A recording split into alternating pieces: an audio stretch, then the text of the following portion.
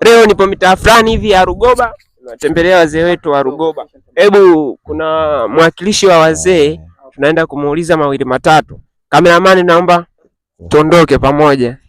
Sawa sawa.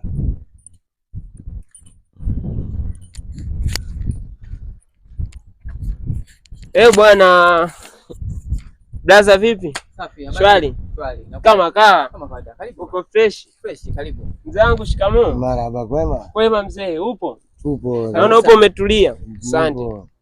Naona umetulia nini Nipo na kijana wangu hapa. Sasa mzee wangu, mimi bwana niseme ni mdokozi.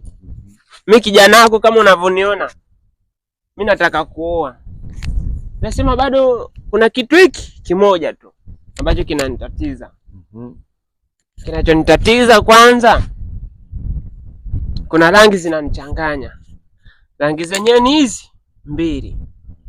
Hivi na hivi? Nyeusi na nyeupe. Hujaelewa? Yaani kati ya mwanamke mweusi na mweupe. Nimeshakupata.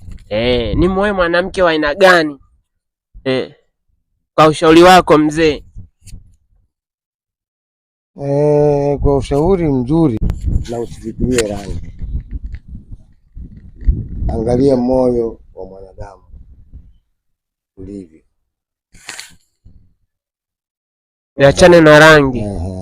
Maana unaweza ukachukua rangi ya kwako, kwa mfano damu nyeusi, ukamtia huyu mweupe. Ndiyo. Ikamsaidia. Sasa huyu damu yake nyeupe, wewe haiwezi kukusaidia. Kwa tuseme weupe na weusi ni rangi tu. Ni rangi tu. Ila sisi wote ni wamoja. Angalia imani. Imani, angalia na upendo wangu, mapenzi yangu yapo kwa yupi nampenda. Amina. Kama ni mweusi ni bebe. Kama ni mweupe pia ni bebe.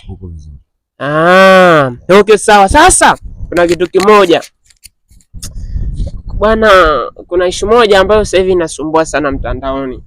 Kuna msanii mmoja anaitwa simtaji, ila huyo msanii anasema wanawake wembamba wote wangewekwa sero, wabaki wale wanawake mabonge. Hilo swala wewe unalichukuliaje mzee wangu, au unaniambiaje?